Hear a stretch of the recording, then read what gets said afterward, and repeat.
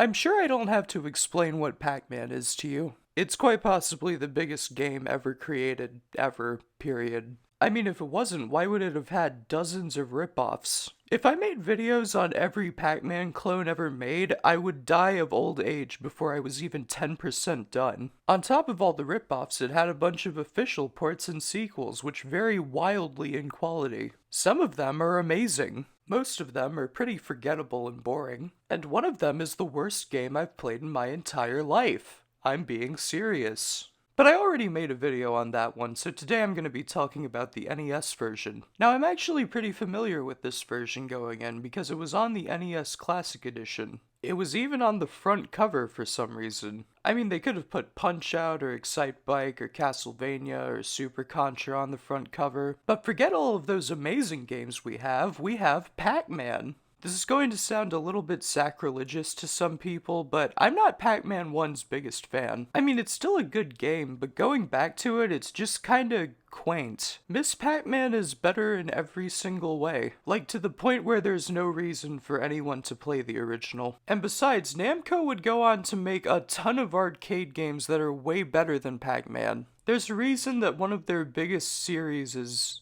Series? I don't know. That one of their biggest franchises is just re-releases of their old arcade games. It's because they have well over a dozen arcade games that hold up fantastically today.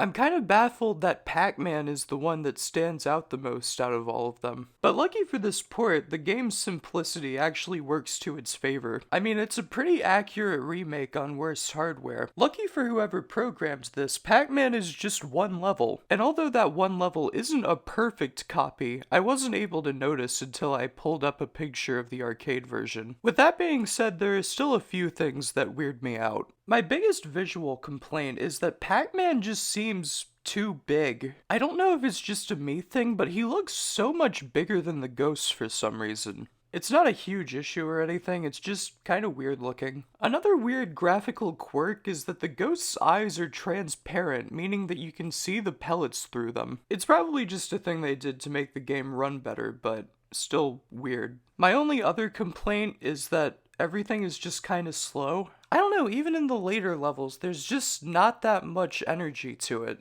The slowness as well as the colors being a little bit duller than they are in the arcade make it kinda tiring. Other than that, I have no complaints. This is a really good port. Like, compare this to the 2600 version, for example. This version has a map that makes sense, colors that make sense, sounds that don't make me want to tear my ears out, the flickering is gone, and most importantly, the Ghost's AI are perfectly implemented. They all act exactly like they do in the arcade, which is pretty impressive. I mean, Blinky still tries to chase you down directly. Pinky moves to a spot in front of you, meaning that she'll cut you off. Which, by the way, means that you can sometimes make her move in front of you. Inky still goes off on random side adventures while all the others are chasing you. I know that his AI actually has a set pattern depending on where Pac-Man and Blinky are, but it's really weird and I've never understood it that well. And Clyde is actually pretty similar to Blinky, except he'll move down to the lower left corner whenever you get too close. That's why it's the best idea to get the lower left area early so that he doesn't become a beast later on. I mean, they even added the part of the AI that makes it impossible for them to go directly above the ghost box. The ghost AI might seem insignificant, but it's essential in making Pac-Man feel like Pac-Man.